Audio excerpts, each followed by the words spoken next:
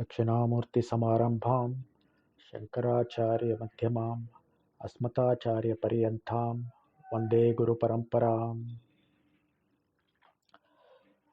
Namaste. This is part 2 in continuation of my previous talk.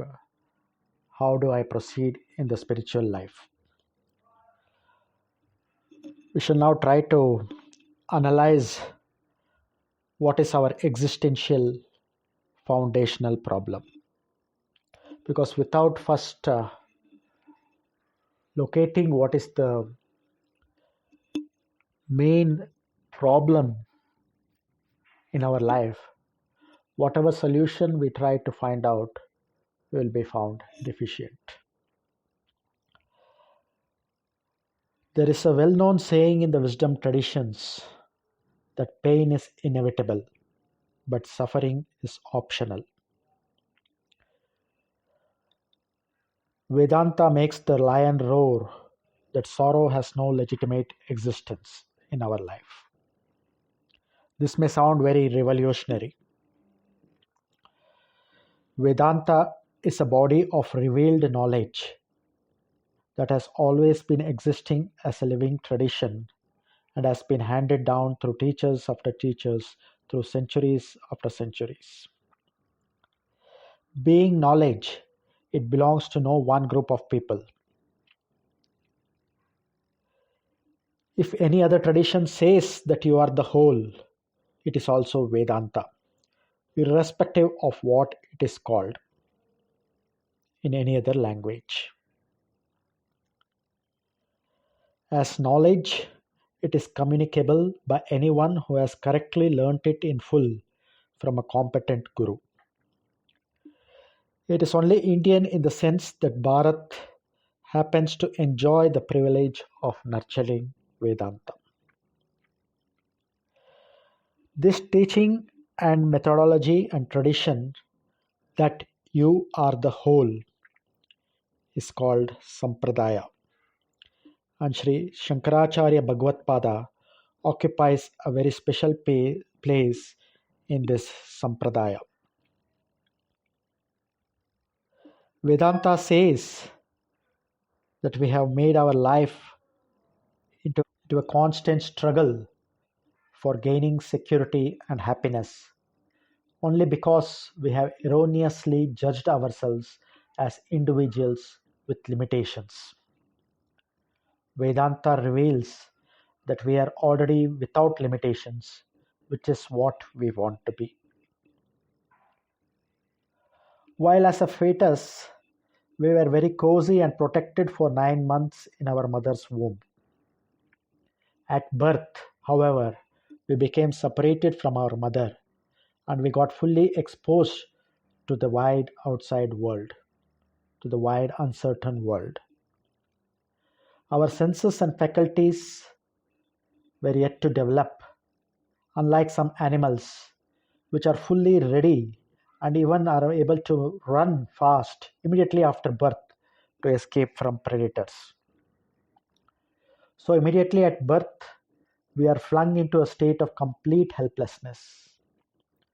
Gradually and slowly our faculties develop and we begin to differentiate people. And around the age of 2, we learn the use of language. The eye sense begins to develop and gets defined. But at this stage, we recognize the I notion only with reference to ourselves and do not realize that others also have a similar I notion about themselves. As we grow older, we realize that we are just one eye in the middle of numerous other eyes. And due to this, our insecurity gets further increased by this realization. Then as we grow older, we are sent to school and we feel separated from the security of the family and parents, and our insecurity increases. At various levels, we place our trust in our mother, father, siblings, teachers, and we think that they are infallible. But as we grow, we realize that even they are with deficiencies and they are not perfect. So we become more and more insecure and unhappy. The seeking of support continues. In this competitive society, everyone is out for the kill. We run the risk of being exploited. Hence, our sense of helplessness increases as we grow. Religion tells us about God and asks us to place trust in Him. Godmen with various powers are also clamoring for our trust. But the sensitive and intelligent person finds that eventually there is no one to rescue us from our feeling of helplessness. Religion appears as a crutch to the intelligent human being. We constantly crave support. The cause of our continual craving for support is our self judgment that we are inadequate. This self judgment arises out of our self consciousness. Our self consciousness as humans is very acute and unlike that of animals. For example, let us take dogs. The breed Labrador has a species identity as a dog. Despite the great difference between a Labrador and a street dog, the Labrador knows that the street dog is one of its kind and does not consider itself as a superior entity or feel proud.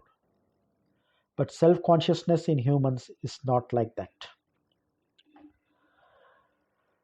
We have been taking ourselves to be the physical body with the mind and the sense organs.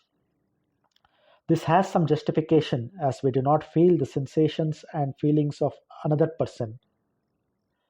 We do not feel the sensation feelings that another person is having.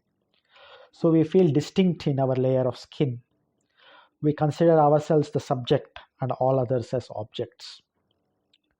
Now, based on this primary division, we find that in terms of space, if we are here, we are not elsewhere. In terms of time, there was a time we were not there, and there will be a time when we will not be there. For example, I am now in Bangalore, so I can say that I am not there in Washington at this present moment.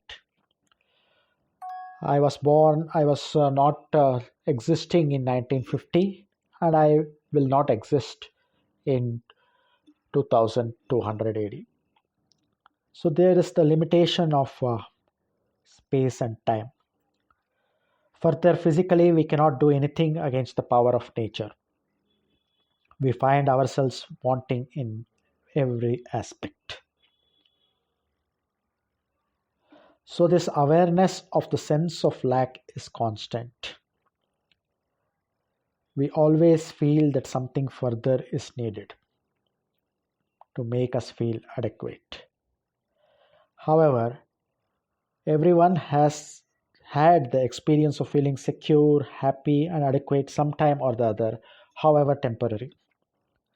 So, this urge to be secure and happy is as natural to us as the urge to breathe and to eat. So, humans have been using technology to feel more powerful. Powerful rockets, spacecrafts, anti aging research, huge dams to overcome nature. So many things to overcome time and space and nature. Humans have been trying through the use of science and technology. This is the same urge which makes a poor man dream and strive for wealth.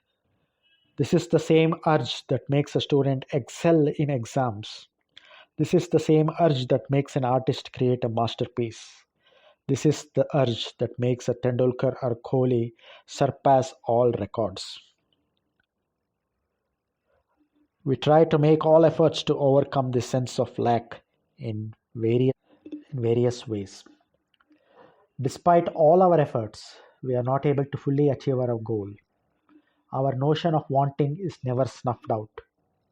What we lack may be different at various points of time, but that we are wanting, the fact that we are wanting is constant. Our notion of wanting is never snuffed out. What we lack may be different at various points of time, but what we are wanting is constant. Our own thoughts are enough to make us uneasy and unhappy. When a desire is fulfilled for a few moments, there is silence in the mind and the desirer disappears, and hence peace and joy arise. But soon our mind picks up the I want this, I want that, and very soon the peace goes. Our very efforts to be free from a wanting person enslaves us. The desire to be free of desires, it's itself a desire. So now let us look at this existential problem through the help of the Shastras. The Shastras postulate the four human ends goals, or what is called as the Purusarthas. This Purusarthas was dealt with in detail in my previous talk, How Do I Proceed? That is Dharma, Artha, Kama, and Moksha. But here we'll just go through it in brief. Artha is resources of all kinds which provide us security, physical, emotional, financial, social, whatever. Food, relationships, wealth, name, fame, power, etc. All these are Artha. Once we feel relatively secure, we seek to enjoy life. This is called as Kama. Anything that satisfies our senses, mind, and feelings is Kama. It includes eating tasty food, listening to music, dance, fine arts, research, studying, hiking, sex, love, etc. Dharma means aligning our kaya, vacha, manasa, that is, actions, speech, and thoughts, in accordance with universal values. Dharma is said to give rise to punya, the invisible result of our meritorious deeds, and it is also helpful in chitta shuddhi, or refining our mind. Moksha is freedom from bondage. Bondage caused by the notion that we are limited and dissatisfied. Shastras tells us that this view is erroneous and arises due to ignorance of the self, ajnana. Shastra means that which protects through precepts. Shashanat trayate iti shastram. It means the Vedas, Vedanta, and the Prasthana Trayas. The Shastras say that much unhappiness arises due to our wrong ways of pursuit of Artha, Kama, and Dharma for Punya. Dharma and actions done for mind purification and moksha are non binding actions. We make efforts, but results may not be what we wanted and are unpredictable. After all our efforts, we may achieve less than what we wanted. The result may be totally different from what we wanted, or the result may be totally opposite of what we wanted. So, all our efforts or actions cannot give rise to a sense of adequacy. Even in pursuit of pleasure, we find that we may not get what we desired, or even after getting the object of our desire, we may get bored with it after some time, and it may not give the same satisfaction. The 10th jalebi no longer gives the same pleasure or satisfaction as the first jalebi. Any amount of wealth or possessions we accumulate may be found deficient. Moreover, we have to safeguard our possessions, giving rise to further insecurity. We may notice that a person buying a Tata Nexon feels no satisfied until he sees his neighbor having bought a BMW. So, comparison gives rise to a sense of inadequacy, though our efforts may be giving success. There is sorrow involved in acquisition, arjane dukkam. There is sorrow involved in protection and maintenance of these possessions, rakshane dukkam. And there is sorrow involved in loss of these acquisitions and possessions. Nashane dukkham. So whether we are acquiring possessions, whether we are maintaining and protecting it, or we are afraid of the loss of these possessions, there is dukkha all around. Life becomes an endless struggle for attaining security and happiness. This never ending state of activity arising due to our sense of want is called samsara. The person in samsara is called the samsari. The samsari is in sorrow because he seeks that which does not end the seeking. In Viveka Chudamani, Shankaracharya Bhagavad compares us to the silkworm that spins a cocoon around itself for its safety, not knowing that it will be trapped in that very own cocoon that it is spinning around itself. Generations after generations, we keep doing the same thing. So, the root of the problem is our self identity as the body mind sense complex, Mano Sharira Yantra. This erroneous conclusion about ourselves is natural as we are born ignorant, as we saw in the beginning. So, it is an existential problem, this problem of self ignorance. In our further talks, we'll be going ahead with exploring this problem further. But it is hoped that the existential problem has been explained. Thank you. Namaskara.